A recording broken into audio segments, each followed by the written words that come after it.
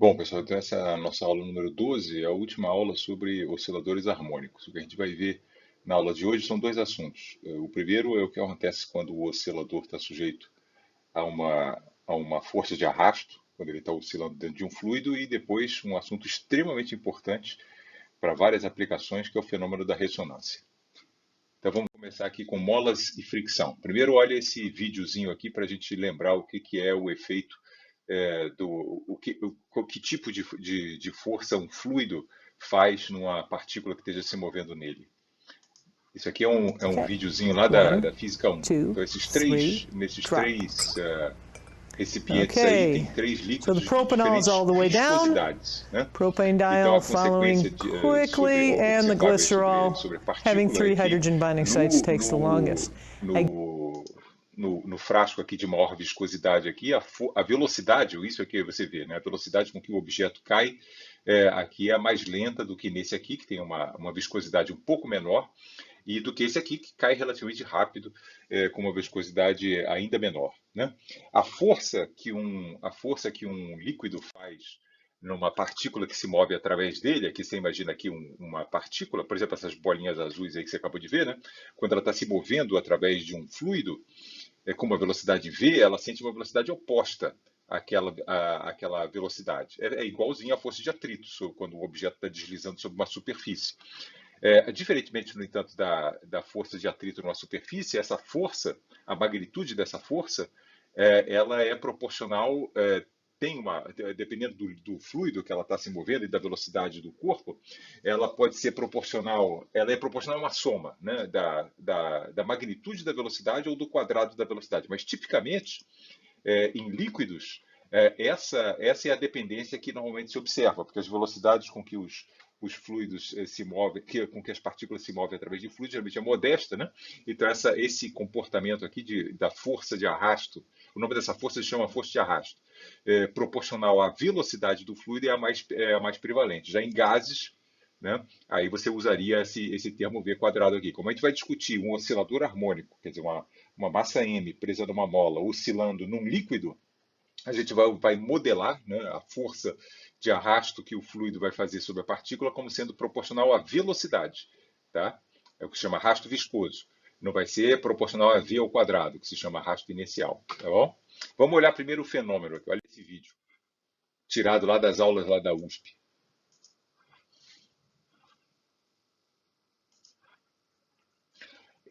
São três tipos de amortecimento: subcrítico, crítico e supercrítico, que ele vai ilustrar aqui. Ele vai trabalhar, vai botar um oscilador, você já vai ver o oscilador, para oscilar num detergente, num shampoo e na água. Né? Tá ali aquele frasco, é simplesmente o frasco onde ele vai encher do fluido. E o oscilador é na vertical, mas a gente não tem medo nenhum de oscilador na vertical, sabe que o oscilador na vertical funciona exatamente como o oscilador na horizontal. Né? Aí ele vai botar o bichinho ali dentro do tubo. Primeiro ele vai botar para oscilar sem fluido nenhum, quer dizer, só com ar. O ar não tem efeito praticamente nenhum de arrasto ali. Aí ele oscila lá, que nem a gente vem discutindo. Não presta atenção no balançar para o lado, não. Isso aqui é por conta do fato de que o troço está na vertical. Mas o fato é que ele oscila, né, da maneira com amplitude, com a frequência definida pela constante da mola e pela massa, exatamente como a gente vinha discutindo. Agora ele vai colocar água. Vamos ver o que vai acontecer. O que você está observando aí? A gente está observando que a oscilação está parecida, né? Está subindo e descendo, mas, no entanto, a amplitude da oscilação está diminuindo, né? O nosso oscilador das aulas anteriores não tinha esse troço de amplitude de oscilação diminuir. A amplitude era a mesma para todo sempre, né? Começava com o sistema tinha uma certa amplitude decidida pela condição inicial, né? E aí permanecia com aquela amplitude. Isso não. Quando o amortecimento é subcrítico, a gente já vai ver a razão desse nome, o bichinho oscila. Mas ele oscila, mas vai diminuindo a amplitude até ele parar, eventualmente. Agora vamos ver o que acontece quando você bota detergente, que tem uma viscosidade maior do que a água, naturalmente, né? A força de arrasto vai ser bem maior agora que a massinha vai experimentar. Mas vamos ver o que ele vai fazer. Como é que ele vai oscilar. Opa! Aí aconteceu algo diferente, né? O bichinho nem oscilou, ele esticou a mola, né? E ele simplesmente voltou para a posição de equilíbrio. Voltou para a posição de equilíbrio. Relativamente rápido, inclusive, mas tudo bem, mas voltou, não chegou a oscilar, né? Percebeu? Matou a oscilação completamente. e se aproximou, que é essa posição de equilíbrio ali dele, né? Esse é o que se chama de amortecimento crítico. É o que você já vai entender a razão do nome crítico, porque ele representa a fronteira entre a oscilação subcrítica, que é a que você viu no caso da água, né? Onde o objeto oscila, mas a amplitude vai diminuindo. Quando você vai aumentando a viscosidade, o objeto para de oscilar. Nesse modo que está aqui, que você acabou de ver, oscilação crítica, o objeto não oscila, mas ele se aproxima do ponto de para, né? Ele chega na posição de equilíbrio da mola e para, né? Bem rapidamente. Quando você aumenta ainda mais a viscosidade do fluido, que é o que ele vai fazer agora, você vai ver que a aproximação ao equilíbrio é incrivelmente lenta. Olha lá, o shampoo tem uma viscosidade, você não sabe disso, mas eu estou te dizendo, né, que o shampoo tem uma viscosidade ainda maior do que o detergente de cozinha. Né?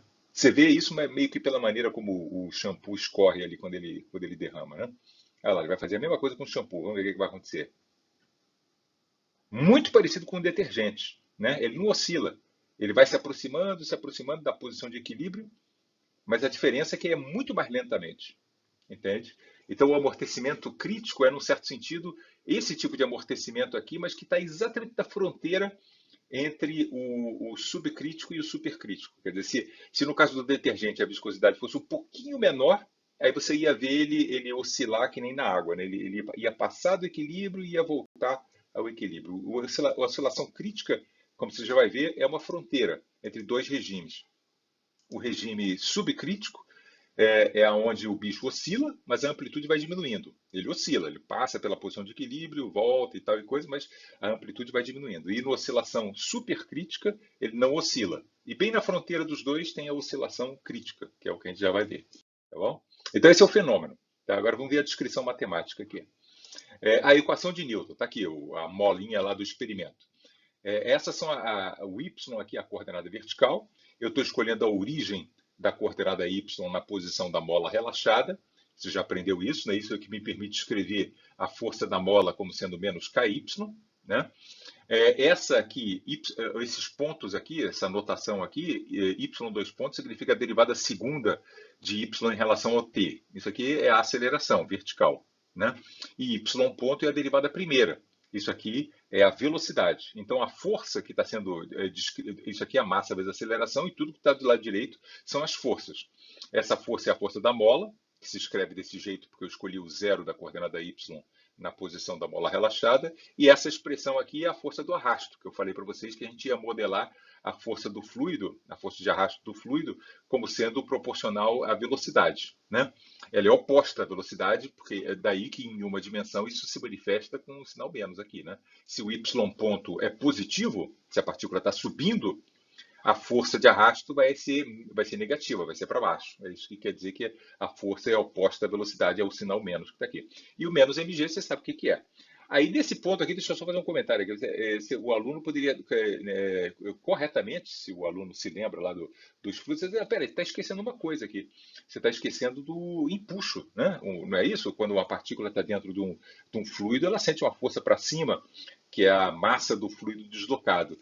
Você pode imaginar, mas essa força é uma força vertical para cima e constante, que não depende nem da posição, nem da velocidade. E você pode imaginar que essa massa que está aqui, né, é um pouquinho diferente dessa massa que está aqui por conta da inclusão do empuxo. Você pode imaginar dessa forma. Ou, na prática, você pode imaginar que estou ignorando o empuxo, sim. Então, eu estou considerando só a mola, o arrasto e o peso. Tá? Mas se você quiser levar em conta o empuxo, não é nada complicado. É só você fazer esse M que está aqui, descontar, né, da força da Terra, descontar o impulso. Mas a gente não vai fazer isso não, vai trabalhar com o mesmo M aqui. O M inercial e o M do peso vai ser a mesma coisa. Vamos ignorar o impulso. Ok. Agora eu vou fazer aquela alteração. Para absorver aqui essa força constante, essa força aqui não é constante, porque depende da posição da partícula. Essa aqui também não é, porque depende da velocidade, mas o peso é, né? Então, o ponto de equilíbrio na oscilação vertical é esse menos mg sobre k, né? O ponto de equilíbrio significando é o ponto aonde a força da mola, a mola fica distendida, né? Quando a partícula está nesse ponto que eu estou mostrando aqui, e a força para cima da mola exatamente equilibra a força para baixo do peso. Né? Esse é o ponto de equilíbrio do sistema. Caso ele. Não, enfim. Aí o que a gente vai fazer vai simplesmente mudar a variável, né? Vai trocar essa variável y aqui por uma outra variável x, que é a variável y mais mg sobre k, o que faz com que o ponto y igual a menos mg sobre k, né? Quando o y é igual a menos mg sobre k, o x é igual a zero. Tudo se passa como eu escolhesse uma nova origem, é só isso que eu estou fazendo. Eu vou escolher uma nova origem exatamente na posição de equilíbrio, né? E aí de tal maneira que esse termo que está aqui, junto com esse termo que está aqui, se combinam para produzir essa equação mais simples aqui para o x. Né? Quando você escolhe a origem exatamente no ponto de equilíbrio, você pode desaparecer com a força peso. Ela fica embutida na definição ali da origem da posição. Tá? É só um truquezinho só para simplificar as equações, porque é essa equação que a gente vai discutir. Tá certo? Entendeu, né? Para você se convencer de que essa equação aqui vira essa que está aqui, é simplesmente uma questão de você derivar duas vezes o x e concluir que a derivada x dois pontos é igual a y dois pontos. Por quê? Porque isso aqui é uma constante. A derivada disso é zero, né? Então, esse termo aqui é idêntico àquele que está ali, né? E o x ponto é igual ao y ponto, né? Porque, de novo, esse cara aqui é constante. Então, esse termo que está aqui está dizendo a mesma coisa que aquele que está ali. A única diferença é esse. Esse termo aqui está dizendo, na verdade, a soma desse com esse. O peso não está sendo ignorado, não. Ele está sendo levado em conta, tá bom? Então, é essa equação que a gente vai discutir matematicamente. Observe a dimensão desse B que está aqui. Esse B aqui, que é a constante que aparece na força de arrasto, qual que é a dimensão dele? Ora, B vezes a velocidade do corpo tem que dar Newton, tem que dar força, né? Então, B tem dimensão de Newton por velocidade, ou Newton vezes segundo dividido por massa, né? Escrevendo o que é Newton, né? Newton é quilograma vezes aceleração, você pode ter uma outra versão disso, que é quilograma por segundo. Então, o B é quilograma por segundo, tá? A dimensão do B. Ok. Esse problema tem duas. Olha lá a equação de novo, né? Esse problema aqui tem duas frequências associadas. Primeira, eu dividindo tudo pela massa, você obtém essa equação aqui mais simples ainda, né? Divide tudo pela massa. Aí aparece K sobre M.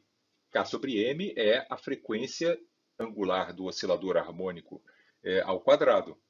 Não quero dizer com isso que nessa situação com o fluido o bicho vai oscilar com essa mesma frequência, mas se não tivesse a força do arrasto, essa seria a frequência com que o oscilador iria oscilar. Raiz quadrada de K sobre M aparece com tanta frequência que a gente dá esse nome, ômega, para ela, que é o mesmo nome que aparece quando não tem arrasto. Tá? Essa aqui é a frequência do oscilador, que a gente diz, menos ômega ao quadrado. Não é menos ômega, não, é menos ômega ao quadrado. Lembra que o ômega é raiz quadrada de K sobre M. Então, K sobre M é ômega ao quadrado.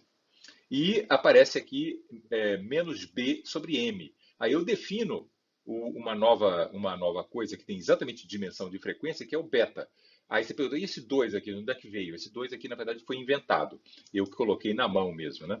Então, o beta é, na verdade, o B original da força de arrasto, dividido por duas vezes a massa da partícula. É daí que, porque eu escolhi definir o beta não como B sobre M, sim como B sobre 2M, é que aparece aquele 2 que está ali. Mas tá tudo certo, tá? 2 beta é o B sobre M que realmente eu obtenho quando eu divido por M. Essa aqui é uma frequência. Esse beta aqui, assim como ômega, é uma frequência. Né? A unidade dele é 1 sobre segundo. Né? Por quê? Eu acabei de dizer no slide anterior, né, que o B é quilograma por segundo. Quando eu divido por quilograma, vira 1 sobre segundo. Né? Então, essa frequência aqui se chama frequência do amortecimento. O ômega ali se chama a unidade. Lembra que o B é isso que eu acabei de dizer, né? O B é quilograma por segundo. Quando se divide por massa, vira 1 sobre segundo. E o ômega é a frequência natural da mola. Então, essas duas frequências aqui, a comparação entre elas, quem é maior do que quem? Será que se o ômega for maior do que o beta, vai acontecer uma coisa. Se o beta for maior do que o ômega, vai acontecer outra. E se o beta for igual ao ômega, vai acontecer outra. Os três regimes de oscilação que você viu no experimento, o subcrítico, o crítico e o supercrítico, são simplesmente uma questão de quem é maior, o ômega ou o beta. Se o ômega for maior do que o beta, você tem aquele primeiro comportamento, o comportamento na água, que se chama supercrítico, você já vai ver. Quando o ômega é exatamente igual ao beta, por isso que é uma condição muito especial, quando o ômega é exatamente igual, você tem o caso crítico. E quando a frequência do amortecimento é maior do que o ômega, que é o caso lá do shampoo, você tem um caso supercrítico. Então, você já vai ver esses detalhes aqui. Mas o fato de você ter duas frequências, digamos assim, sugere, né, que o comportamento provavelmente vai ser diferente, caso uma seja maior do que a outra ou a outra maior do que uma, e é exatamente o que acontece. Bom, então vamos ver aqui o comportamento do amortecimento subcrítico, que acontece qualitativamente quando o meio no qual a oscilação está acontecendo é pouco viscoso, mas mais precisamente, acontece quando a frequência do amortecimento, beta, que é B sobre 2m, é menor do que a raiz quadrada de K sobre M. Se os parâmetros B, M e K forem tais que B, beta é menor do que ômega, a solução da equação é essa coisa que está aqui. O que você está vendo aqui? Eu estou vendo uma oscilação parecida com a oscilação do oscilador harmônico, mas só que a coisa que vem aqui na frente depende do tempo. A amplitude da oscilação decai, né? Essa é uma exponencial decrescente, a amplitude da oscilação fica, com o passar do tempo, cada vez menor, mas ainda acontecem essas oscilações. O detalhe é que, o beta a gente já sabe, né? O beta é o B sobre 2m, que é a frequência do amortecimento que foi definida agora há pouco. E o ômega que aparece aqui dentro, na verdade, não é igual a esse ômega que está aqui, por isso que ele está sendo representado como ômega linha. Ele é a raiz quadrada de ômega ao quadrado menos beta ao quadrado. Você não deve ter medo aqui dessa raiz quadrada, porque isso aí só pode ser usado quando o ômega é maior do que o beta. Eu peço que você vai fazer um exercício de cálculo agora. Você vai pegar essa função do tempo, com A e Φ arbitrários, né? E com ômega' igual a essa coisa que está aqui, e substituir na equação. Essa é a equação, e vai verificar que de fato isso aqui é a solução geral dessa equação. Ok? Agora eu vou mostrar só os gráficos aqui. No caso do beta ser 10% do ômega, né? Esse é o comportamento do x, esse aqui é o x, contra o tempo. Né? Você está vendo aqui as oscilações, que são devidas a esse termo que está aqui, né? E você está vendo que a amplitude das oscilações é diferente do oscilador harmônico normal, né? É porque a amplitude das oscilações fica cada vez mais pequenininha. Essa curva tracejada que está aqui é o gráfico dessa função que está aqui na frente. É a amplitude variável no tempo, digamos assim, né? É isso que acontece. Isso quando o beta é 10%. Quando você aumenta ainda mais, esse aqui é o período, né? Essa distância entre dois máximos aqui é 2π sobre ômega', onde ômega' é esse cara que está aqui, né? Quando você aumenta ainda mais a frequência de amortecimento, aí o decaimento da amplitude acontece cada vez mais rápido. Né? Você conhece a função exponencial? Quanto maior for esse beta que está aqui, mais rápido ela decai a zero. E aí você vê que as oscilações, coitadas, ele não consegue nem dar 3 oscilações. Né? Ela já morre rapidamente e a partícula fica, nos dois casos, né, parada na posição de equilíbrio. Tá? Então é isso que acontece quando o beta vai se aproximando do ômega. Acontecem oscilações, a partícula passa pelo zero, né? Mas a amplitude das oscilações fica cada vez menor, como indicado por essas curvas tracejadas, que é dado por esse fator que está aqui. Tá? Agora veja só essa simulaçãozinha aqui. Então, nesse aplicativozinho aqui, você tem, eu já mostrei isso, né? Você tem uma massa ali presa numa mola. A oscilação aqui é na horizontal, tá? Mas não faz diferença nenhuma. O ponto de equilíbrio é esse que está aqui, bem no meio ali, né? E ela vai estar sujeita, essa partícula que está aqui, a uma damping force, a força de arrasto, né, que a gente vem discutindo, proporcional à velocidade. Né? Esse eixo horizontal aqui, que é o eixo. Você pode mudar a massa do bloco, a constante da mola, a amplitude inicial ali, ó, tá vendo? A amplitude inicial, a velocidade inicial, mas eu não vou mexer em nada disso aqui, não. A velocidade inicial vai ser zero e eu vou largar aqui. Parecido com o experimento que o cara fez, né? Ele esticou a mola e soltou com velocidade zero, vai ser isso. Você pode botar outras coisas também, mas aqui não é o importante. O importante é esse eixo horizontal que está aqui. Nesse eixo horizontal, você controla o degree of damping, quer dizer, o quão viscoso vai ser o movimento. E ele já marca aqui para você, aqui, ó, isso aqui é como se a viscosidade do fluido no qual. Aqui ele não mostra claramente que o bicho está dentro de um fluido, mas ele vai se comportar como se estivesse oscilando dentro de um fluido. Você indo para cá, você está aumentando a viscosidade do negócio. Tá? Então, olha só, isso aqui seria água, isso aqui seria, no caso do experimento, né? Isso aqui seria detergente, isso aqui seria shampoo, e cada vez um shampoo mais grosso e coisa e tal, óleo de carro, enfim. Tá? A gente vai trabalhar primeiro nessa faixa daqui até aqui, tá? Que é o underdamped, ou em português subcrítico. Né? Eu vou começar aqui mostrando como é que é a cara de uma oscilação com um fluido que é bem pouquinho viscoso, né? Undamped seria o caso sem viscosidade nenhuma, seria a oscilação normal. Né? Então vamos ver qual é a cara da oscilação. É aquilo que a gente viu. Olha. Isso aí é oscilação subcrítica. Olha lá, oscilação, amplitude caindo aqui, né? E eventualmente, olha lá, olha o bichinho lá em cima, ele vai acabar parado ali no ponto de equilíbrio, né? Ele vai acabar parado no ponto de equilíbrio. Isso aqui para essa viscosidade. Agora vamos aumentar aqui um pouquinho a viscosidade aqui, vamos ver o efeito. O que você está vendo aí? O troço converge para a posição de equilíbrio muito mais rápido, né? Seria o caso aqui de uma água e uma água com açúcar, digamos assim, a curva verde seria água com açúcar que tem uma viscosidade um pouquinho maior, né? Aí o efeito é meio intuitivo, né? Na coisa que tem muita viscosidade, o bichinho não consegue oscilar, né?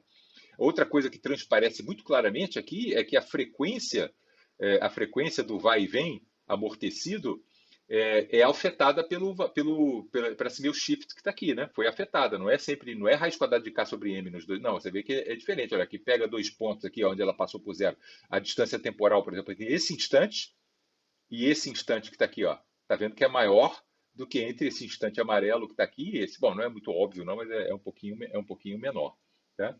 Mas esse efeito da mudança da frequência não é nem de longe tão importante quanto a mensagem de que quanto maior a viscosidade do meio, mais rápido a amplitude cai. Né? Isso se for aumentando. Mas se você chegar aqui para o lado de cá, overdamped, aí você vai acontecer outras coisas. Deixa eu mostrar aqui logo o que vai acontecer. Bom, deixa eu mostrar quando eu falar do supercrítico. Então tá bom, entendeu, né? Deixa eu aumentar ainda mais aqui a viscosidade aí, você vai ver o que vai acontecer. Ó. Mais ainda a viscosidade. Olha lá, o cara pronto, convergiu. Ele desceu uma vez aqui e já convergiu para zero, entendeu?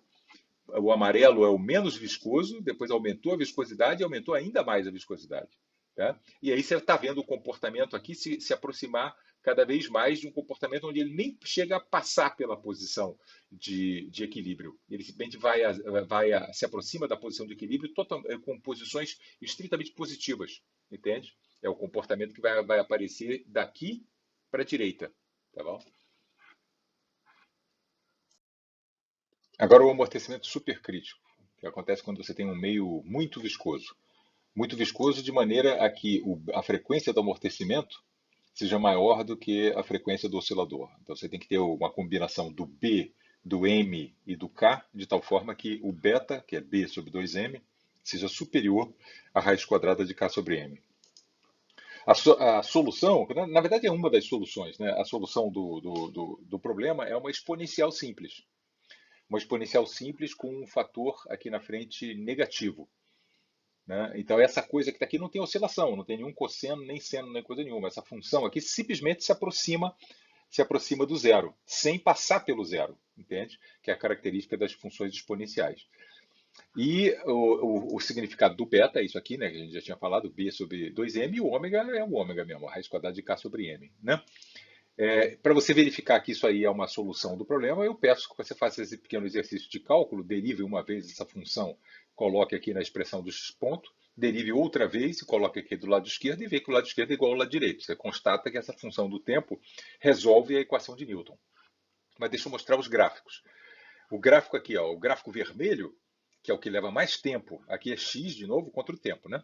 Você puxou o oscilador da posição, que nem no experimento do cara. Você puxou e aí ele se aproxima da posição de equilíbrio sem nunca passar pela posição de equilíbrio. Quando o beta é 2 vezes maior do que o ômega, ele leva um tempão ali para se aproximar da origem. Né? É mais ou menos o que você viu lá no caso do shampoo. Mas se você faz o shampoo, dilui um pouquinho o shampoo, aí você vê que ele se aproxima do zero também, o comportamento é qualitativamente parecido, mas mais rápido. E no limite, onde o beta é igual ao ômega, aí no caso essa expressão aqui não funciona, tá? Mas enfim, no caso onde o beta é exatamente igual ao ômega, ele se aproxima o mais rápido possível da origem, sem ainda ultrapassar. É isso que caracteriza o amortecimento crítico. É quando o beta não é nem maior nem menor do que o ômega, ele é exatamente igual ao ômega. Mas o comportamento qualitativo dele é parecido com o supercrítico. Né? Ele não chega nunca nem a oscilar, mas ele é a situação onde você se aproxima, sem oscilar, da posição de equilíbrio o mais rápido possível. Qualquer material, qualquer meio que seja mais viscoso do que o que produz o amortecimento crítico, você vai ver isso. Quanto mais viscoso, mais lento é o troço para se aproximar da origem. Tá? É isso aí. Não há oscilações, portanto, quando o amortecimento é superior à frequência do oscilador. Né? Agora vamos ver aqui o aplicativo. Então tá aqui. Olha, presta atenção aqui no eixo horizontal aqui, que é o que a gente vai mexer, né? Deixa eu mudar aqui a velocidade inicial para fazer como a gente sempre faz aqui, velocidade inicial zero ali, ó, lá ups, aqui, aí, pronto. Velocidade inicial zero, amplitude aqui, vamos botar uma amplitudezinha com que nem estava antes, né? E isso aqui eu não vou mexer, né? A massa do bloco e a constante da mola eu não vou. Eu vou trabalhar aqui só desse ponto, que é o amortecimento crítico, para lá, né? Eu vou começar de trás para frente, ó, um óleo para carro, né? Um troço com incrível, incrível viscosidade. Vamos ver. Olha a lerdeza com que o cara se aproxima ali da posição de equilíbrio. Ok, agora um óleo para carro mais daqueles mais finozinhos ali. Vamos ver o que acontece. Ele se aproxima da origem mais rápido, né? Um pouco mais fino o óleo.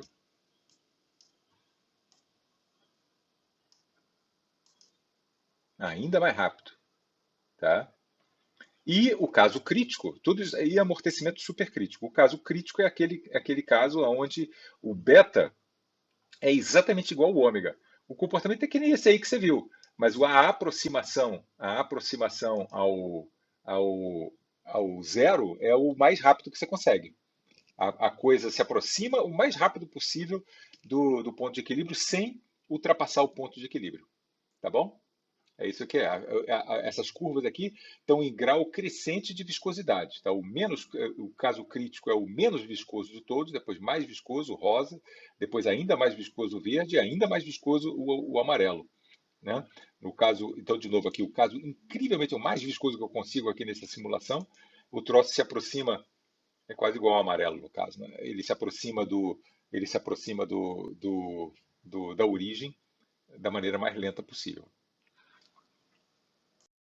Agora, o resumo qualitativo aí de tudo que a gente viu. Eu vou mostrar aqui uma série de gráficos com a viscosidade cada vez maior. Ó, esse aqui é um caso de uma oscilação subamortecida com um meio, possivelmente usando um meio com uma água com açúcar, assim, né, digamos assim. Aí, se você aumenta a quantidade de açúcar na água, ela fica um pouquinho mais viscosa, mas ainda o beta menor do que o ômega, aí ela oscila poucas vezes, a amplitude da oscilação decai mais rapidamente. Até que você chega no caso crítico. O caso crítico é onde o beta, nesses dois casos aqui, o beta é menor do que o ômega. Quando o beta é exatamente igual ao ômega, acontece esse comportamento, não há mais oscilação. E o cara simplesmente se aproxima da posição de equilíbrio, mas ele o faz de maneira mais rápida que ele consegue, porque todo o comportamento, à medida que você vai aumentando ainda mais a viscosidade, a aproximação também é monótona para a posição de equilíbrio, mas se faz cada vez mais lenta. Entendeu? É isso que seria o caso aqui, desde o meio menos viscoso, um pouquinho mais viscoso, um pouquinho mais viscoso, um pouquinho mais viscoso e um pouquinho mais viscoso. Essa é a mudança de comportamento da oscilação. Enquanto o beta for menor do que o ômega, você vai ver esse tipo de coisa. Oscilações com amortecimento de amplitude. Quando o beta é igual ou maior do que o ômega, aí não tem mais oscilação. Ele simplesmente se aproxima da origem e o faz tão mais lentamente quanto maior for a viscosidade. Agora, um comentário curioso aqui. Os amortecedores de carro são essas coisas aqui, né? Esse aqui que tem lá embaixo do seu carro. Você tem uma mola e você tem essa coisa aqui no meio. Essa coisa aqui no meio dá origem exatamente a um amortecimento desses que a gente está discutindo aí, um amortecimento proporcional à velocidade. Então, a maneira como o seu carro está preso ali, naquela coisa que está ali, né? A maneira como essa coisa aqui oscila, esse disco se aproxima desse disco, digamos assim, né? A maneira como eles se aproximam é de uma forma amortecida, é uma oscilação amortecida. Mas o amortecimento, que é essa peça central aqui, é desenhada de tal maneira que você não tenha um amortecimento subcrítico. Porque se você tivesse um amortecimento subcrítico, aí o seu carro, quando você amassasse ele, deixa eu tentar desenhar aqui. Deixa eu ver se eu consigo desenhar aqui. Tá ali o carro, né? Ali o carro. Ups, assim. E aqui a roda. Ali, ó. Aqui a rodinha, aqui a rodinha. E essa coisa que está aqui, essa peça aí, conecta o eixo com o chassi do carro. Fica ali assim, né? Assim. Uma coisa assim. Se o amortecimento aí nessa peça, nessa coisa que está aqui, fosse subcrítico, é o que aconteceria aqui. Imagina eu empurrando o carro para baixo, ou ele passou em alguma lombada lá, a roda se aproximou do chassi, aí o que, que ia acontecer depois? Se fosse subcrítico. Se fosse subcrítico, o troço ia oscilar assim, sobe, desce, sobe, desce, sobe, desce, sobe, desce, e até parar. Não, não é isso que eu quero, né? Eu quero o carro balançando, né? Quando eu inclusive esse é um teste do amortecedor, né? Você empurra a lataria para baixo e ele volta para cima sem passar, sem ficar oscilando, né? Ele se vê de volta para cima. E você quer que ele volte para cima levando uma eternidade ou o mais rápido possível? Imagina, se você amassa o amortecedor e ele leva lá uns 3 segundos para voltar a extensão de equilíbrio dele. Aí o carro ia rodar um tempão lá amassado, né? Amassado, quer dizer, com o chassi, com a roda próximo da lataria do carro. Não é isso. Você quer que ele volte à posição de equilíbrio, não oscilatoriamente, mas da maneira mais rápida possível. Consequentemente, você ajusta o amortecimento para que ele se aproxime o máximo que você conseguir do amortecimento crítico, né? Essa que é o ponto. Amortecedores são sempre ajustados para estar nas vizinhanças do amortecimento crítico. Você não quer passar do amortecimento crítico para entrar num subcrítico, não. Mas você quer que a aproximação ao equilíbrio se faça monotonamente, mas da maneira mais rápida possível. E essa é a característica do amortecimento crítico. Aqui, amortecedor de porta é igual a amortecedor de carro. Você quer que a porta se aproxime do batente, que é a posição de equilíbrio, da maneira mais rápida possível, mas não quer que ela chegue no batente com uma certa velocidade, que seria o caso subcrítico, né? Então você ajusta ali o amortecimento ali daquela peça ali de maneira que ela se aproxime, do batente,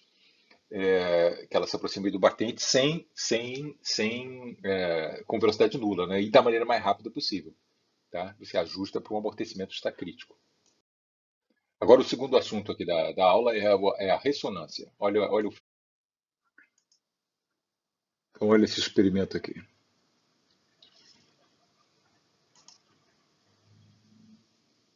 Ressonância massa-mola.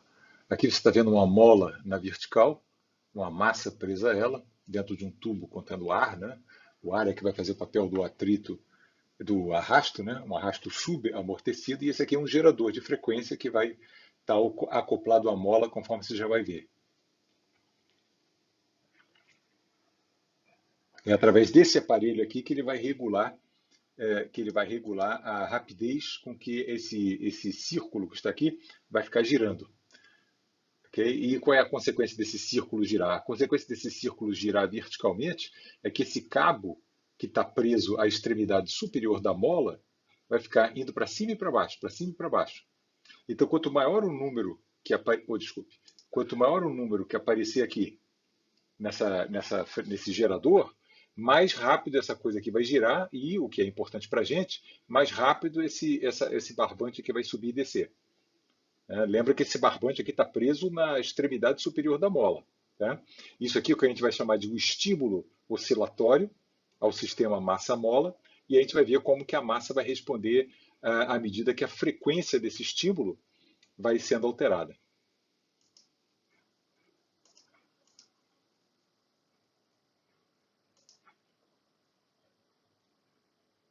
Agora ele está conectando ali tudo.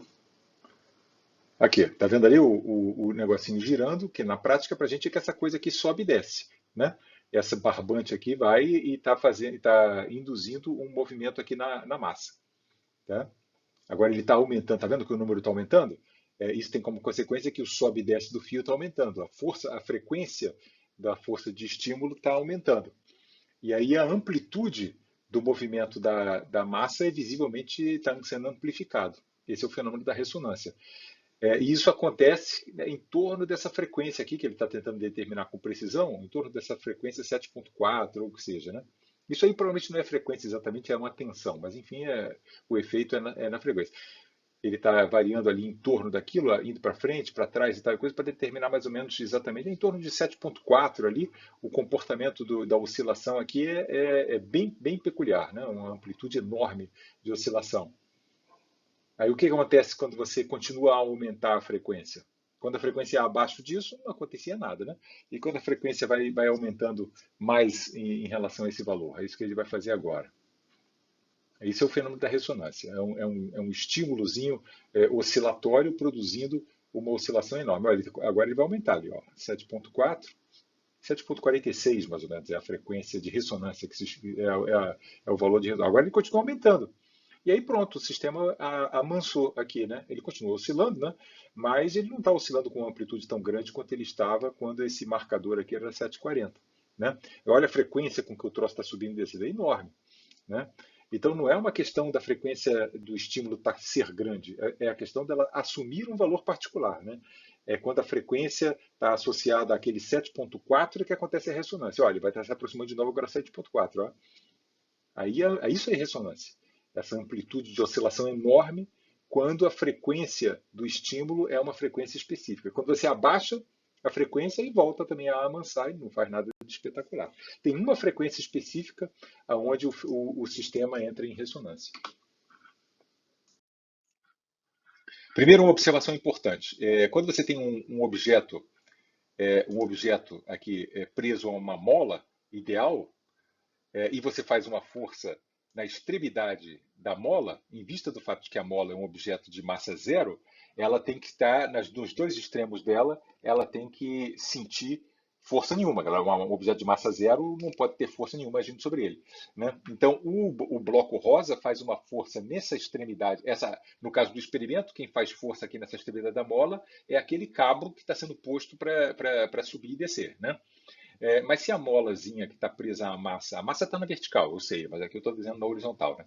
A massa que está presa na outra extremidade da mola tem que fazer uma força igual e oposta à força que o cabinho está fazendo na mola do outro lado. Isso implica que o objeto sente, pela terceira lei de Newton, né, se essa força azul menos F é a força que o objeto faz nessa extremidade da mola, a força que ele sente devido à mola é igualzinha a essa que está aqui. Então a força é isso que eu quis dizer aqui, né? A força vermelha é a força que o bloco sente devido à mola. Ela é igualzinha à força que você estiver fazendo, no caso do experimento é o cabo, né? Ali na ponta da mola. Então, apesar da força F, no caso do experimento, estar sendo aplicada ao extremo da mola, se a mola é ideal, essa força é transmitida integralmente à massa presa do outro extremo. Isso é independente da mola estar esticada ou comprimida. Então, aquela força daquele cabo pode ser, é isso que eu vou escrever agora a equação de Newton, né? Ela pode ser escrita como se atuando diretamente na massa, entendeu? Apesar de fato, ela está agindo na extremidade da mola, que é a mola que está conectada com a massa. Mas devido ao fato da mola ser ideal, é como se aquela força oscilatória, né? Aquela força oscilatória tivesse agindo sobre a massa. Okay? Agora sim, o oscilador subaamortecido, eu sei que naquele caso do experimento é subaamortecido porque o fluido que estava fazendo a força era o ar, né, que tem uma viscosidade desprezível, né, então o amortecimento é sub, né, não é super, certamente, e ele está sujeito a uma força harmônica.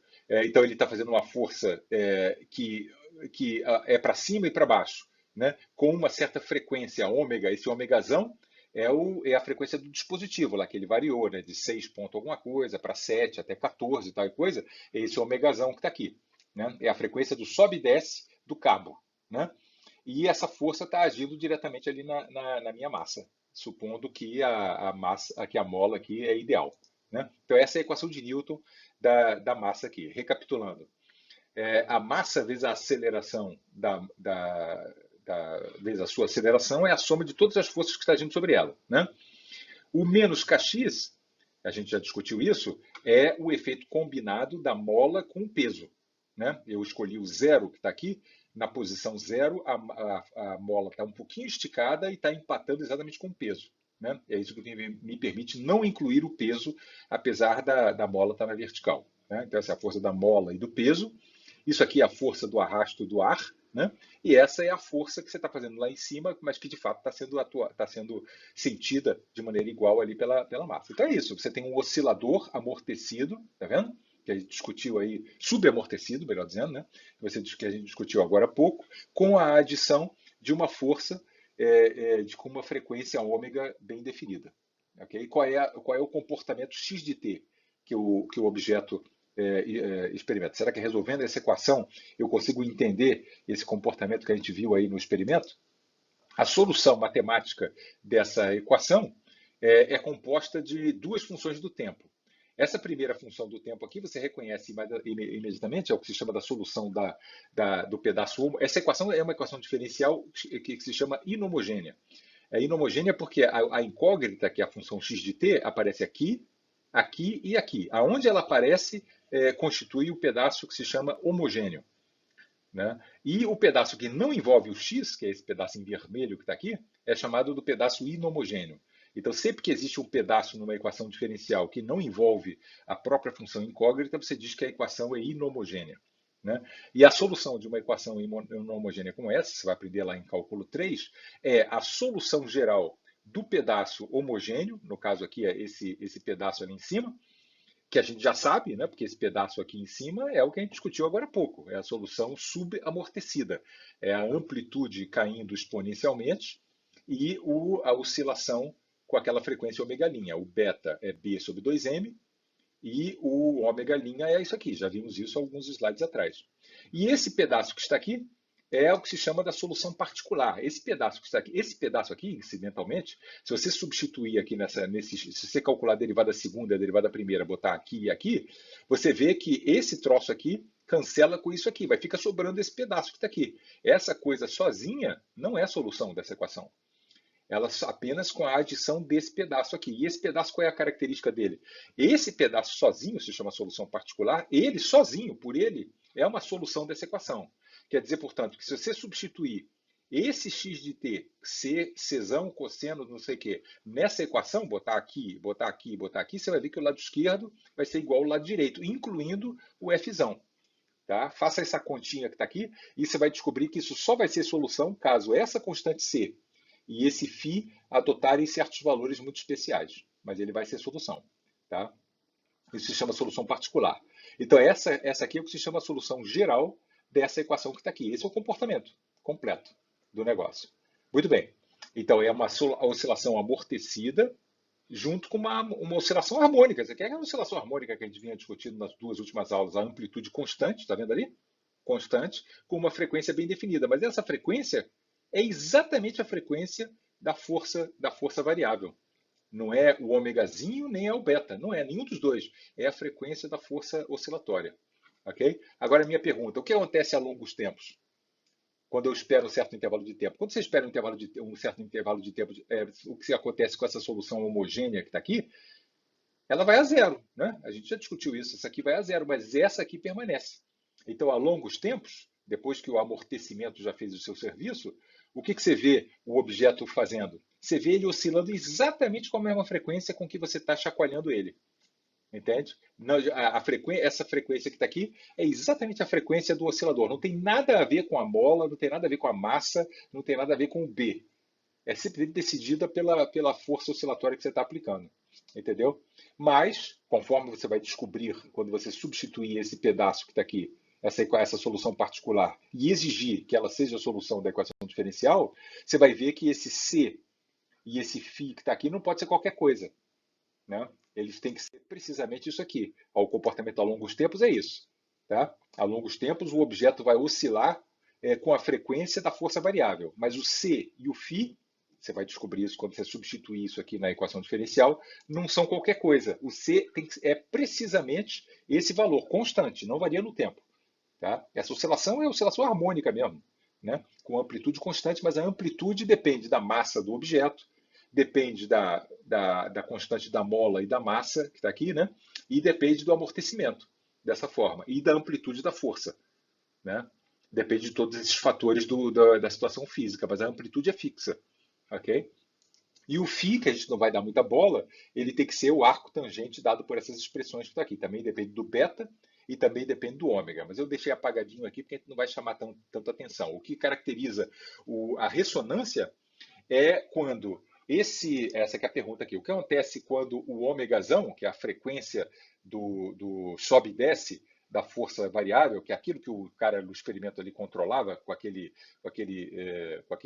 aparelhinho, o que acontece quando esse ômega aqui casa exatamente com a frequência da mola, com raiz quadrada de K sobre M? Aí o que acontece de especial é que essa amplitude aqui dessa oscilação assume o maior valor possível. Onde é que eu estou vendo isso? Eu estou vendo assim, eu estou imaginando que o F, o M, o beta e tal coisa é tudo fixado, né? Mas olha o denominador dessa expressão aqui. O denominador dessa expressão, para o C ficar grande, o denominador tem que ficar o menor possível.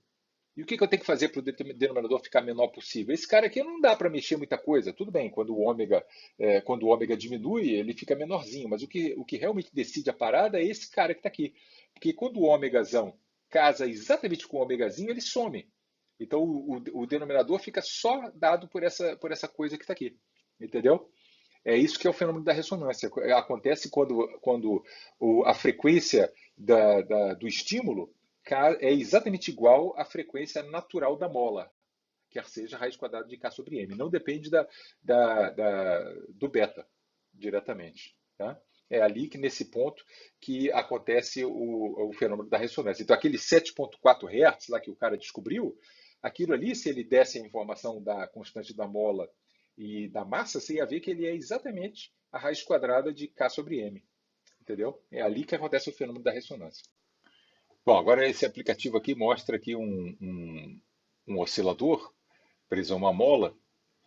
Essa coisa que está aqui é o estímulo oscilatório que vai para frente e para trás, igualzinho no experimento ali, né? Com uma frequência, a frequência do vai e vem desse cara que está aqui, que acaba executando uma força oscilatória na massa, é controlada por essa barrazinha que está aqui. Isso aqui é o driver. Driver é o nome disso aqui, né? A coisa que faz a força.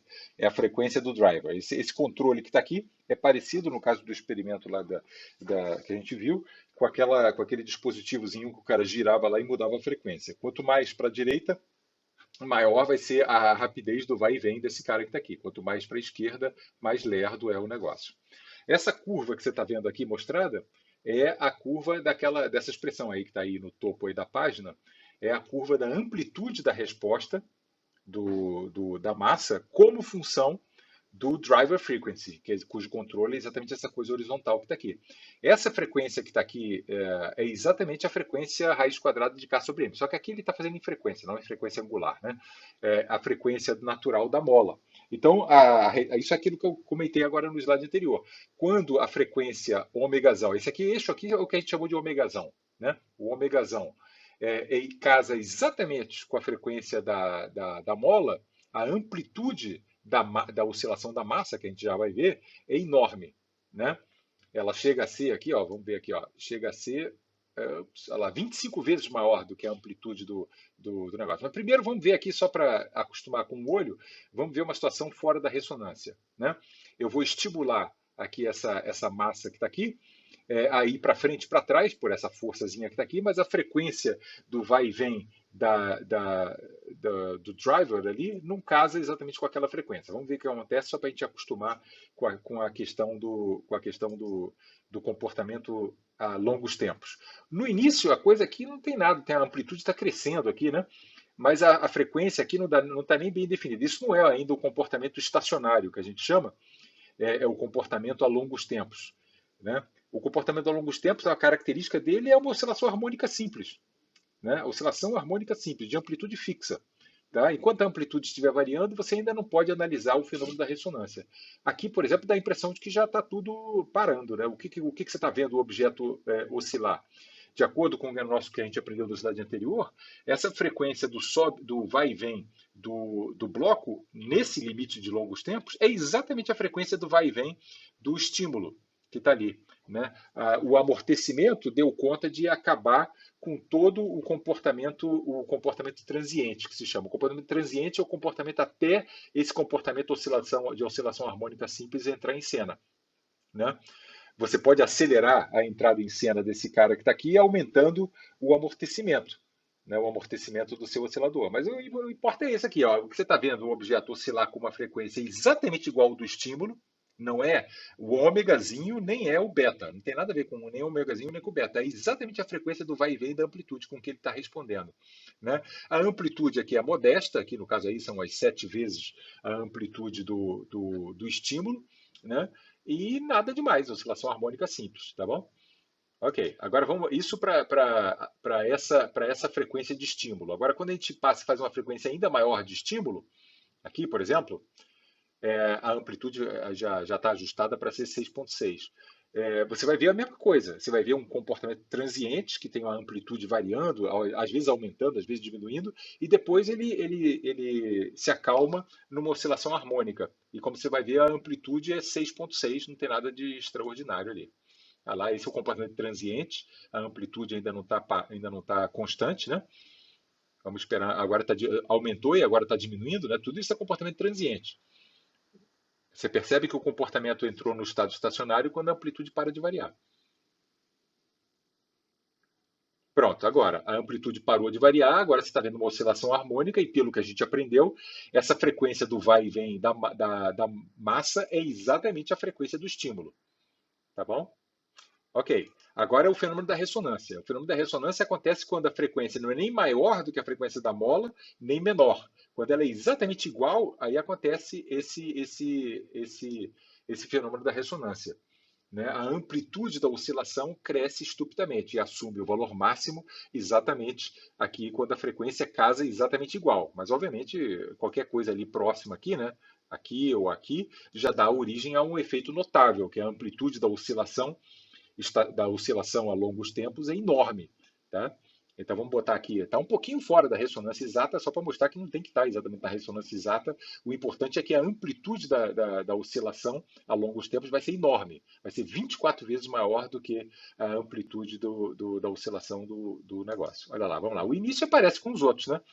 A frequência, a amplitude está crescendo, né? Ok, está crescendo, né? Mas agora está crescendo realmente, mas não está parando de crescer, né? Mas ainda já está no comportamento estacionário? Não. A amplitude está variando? Tá, então não está no estacionário ainda, né? Vamos esperar ele entrar no estacionário, no regime estacionário. Já está praticamente constante a amplitude. O que você está vendo? Eu estou vendo o mesmo comportamento de antes. A única diferença é a frequência do vai e vem da massa aqui é igualzinha à frequência do vai e vem da bola, mas só que a amplitude é enorme, entendeu? Ele é semelhante aos outros dois casos, porque a longo tempo o bicho oscila, a massa oscila com a mesma frequência do estímulo. Isso acontece sempre, né? Mas o que tem de especial nessa frequência, quando a frequência do estímulo é próxima à frequência da mola, é que a amplitude no regime estacionário, no regime a longos tempos, é enorme. É isso que é o fenômeno da ressonância. Tá? Ele está oscilando com uma amplitude 25 vezes, né? Olha lá, quase 25 vezes maior do que o vai e vem daquela coisa que está ali. Né? Isso é notável, essa coisa. Agora vamos analisar aqui a curva.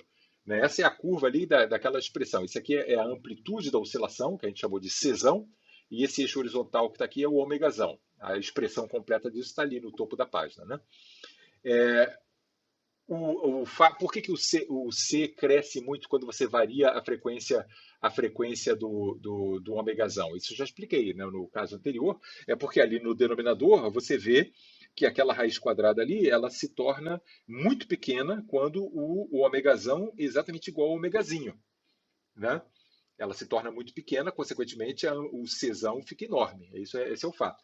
Mas qual o efeito, por exemplo, do beta? Ali aparece ali também dentro da raiz quadrada 4 ômegazão quadrado, beta quadrado. O que acontece quando você aumenta ou diminui o arrasto? Aqui você pode controlar aqui, ó, o grau de amortecimento. Ó. Quando eu aumento o amortecimento, a forma da curva ainda tem a característica de uma ressonância. Ainda acontece algo de bem especial quando a frequência ômegazão casa com a frequência ômegazinho. Mas só que a amplitude da ressonância fica mais amortecida quando você bota esse fenômeno para acontecer num ambiente mais viscoso aqui. Né? Tem que ser sugamortecido, tá? Esse fenômeno não acontece num ambiente superamortecido. Mas se o ar for mais denso por algum motivo, né? Aí você não vai ver um fenômeno de ressonância tão marcante. Em que sentido? No sentido de que mesmo quando você casar a frequência aqui exatamente, né, a amplitude não vai ser tão espetacular quanto podia ser. Como é que você faz para a frequência ser o mais espetacular possível? Você reduz o máximo possível o arrasto. Aí o troço fica com uma amplitude gigantesca. Né? A amplitude, na ressonância, que eu quero dizer, né? Fica gigantesca. Mas, ao mesmo tempo, também você percebe que a largura desse pico aqui fica mais estreita. Né? Então, as frequências que efetivamente produzem resultado ficam muito mais bem definidas do que quando o amortecimento é baixinho, aí ele, além de baixinho, ele é meio gordinho. Né? Então tem várias frequências em torno ali do F0 que dão amplitude grande, né? Então você geralmente quer em situações onde você quer. Bom, eu já vou comentar em aplicações de ressonância em circuitos elétricos e coisa, mas geralmente você quer esse comportamento aqui, uma ressonância bem marcante, né, com uma amplitude enorme e numa faixa de frequências muito pequenininha. Né, muito pequenininha, para você ter que ajustar finamente aqui o estímulo para que ele produza a ressonância. Né? Ok? Agora, sobre o principal uso aí da ressonância. Hoje em dia, né, qualquer comunicação entre dispositivos elétricos, eletrônicos à distância envolve o fenômeno da ressonância. Essas coisas que eu representei aqui são exemplos de antenas. Pode ser antena de qualquer coisa, antena de rádio, antena de televisão, antena de celular, geralmente tem essa característica aqui, ou mesmo essas anteninhas da sua casa aí de Wi-Fi, todas elas emitem radiação eletromagnética com uma frequência bem definida, ou pelo menos uma janela em torno de uma frequência bem definida, que seria o análogo, no que a gente vem discutindo, a frequência do estímulo, ao ômegazão. Né? Então, essa estação de rádio aqui transmite com uma certa frequência, por exemplo, aqui em Curitiba, né? A Rádio Ouro Verde, por exemplo, é 105,5 MHz. O que quer dizer isso? Quer dizer que a radiação eletromagnética que sai da antena sai a 105,5 milhões de hertz. Né? Antena de televisão tem frequências maiores e coisa e tal, antena de celular tem a sua faixa de frequências e antena de Wi-Fi tem as suas, etc. Qualquer coisa que tenha uma antena emissora pode ser capturado. E o dispositivo que captura, por exemplo, no caso do rádio, né, ele opera exatamente como um fenômeno de ressonância. De que maneira? Esse rádio aqui, ele está recebendo radiação de todo mundo, né, de todas as antenas de televisão, antenas de rádio, de todas as estações, né, antenas de Wi-Fi, antenas de tudo. Né? E como é que ele captura o sinal de uma estação específica? Ele tem dentro dele um seletor que na prática o que acaba acontecendo do ponto de vista mecânico seria uma alteração controlada do valor da frequência ômegazinho, de tal maneira que você ajustando o dial, né, o seletor ali de frequências, você pode fazer a frequência do seu circuito receptor casar com qualquer uma dessas frequências. No caso aqui, frequência de rádio. Né? Aí quando você casa a frequência alterando um parâmetro eletrônico, quer dizer, osciladores elétricos têm uma capacidade que osciladores mecânicos não têm, é de serem facilmente ajustáveis. Né? O que faz o papel da massa é um dispositivozinho eletrônico específico, que faz o papel da constante B, né, da dissipação, é outro parâmetro eletrônico, outro dispositivozinho, né? E o que faz o parâmetro da constante de mola é um terceiro. Você ajustando esses parâmetros aí, você consegue alterar a frequência ômegazinho na qual o circuito vai entrar em ressonância. E aí quando você ajusta ali exatamente para ele entrar em ressonância com os 105,5 MHz da Ouro Verde, o sinal da estação Ouro Verde entra em ressonância com aquele circuito. Em outras palavras, a corrente naquele circuito, dentro do rádio, oscila exatamente em consonância junto com a Ouro Verde, e com uma amplitude muito maior do que as amplitudes induzidas pelas outras estações de rádio ou pelas estações de televisão, ou o que seja. Né? Então, o sinal do seu circuito aqui dentro do rádio fica predominantemente casado com o sinal que está sendo emitido pela estação do rádio. Você faz isso casando a sua frequência aqui de recepção com a frequência do sinal que você quer capturar. Né? Antigamente era assim, você girava um botãozinho ali e aí ia continuamente passando por todas as estações de rádio. Hoje em dia as coisas são feitas de maneira mais automática. Né? No caso do celular, por exemplo, você não tem dial de frequência, né? Então ele já está casado, supostamente, né, com a frequência na qual a sua operadora lá, a TIM, a Vivo, sei lá o que, opera. Né? Então você captura, está sempre em ressonância o seu celular com a estação com a frequência com que as antenas da TIM ou da Ouro Verde, né, provavelmente eles operam com frequências diferentes, elas trabalham. E aí você está sempre pegando o sinal, pegando e transmitindo, né? O seu celular funciona como receptor e como transmissor também, né? Esse dispositivo e esse dispositivo se comunicam extremamente eficientemente quando eles estão em ressonância, quando eles operam na mesma frequência, né? Ao passo que todos esses dispositivos aqui que existem no ambiente onde você está são totalmente transparentes, eles não fazem efeito nenhum no seu celular. Você só se comunica com a antena lá da sua coisa. É efeito de ressonância.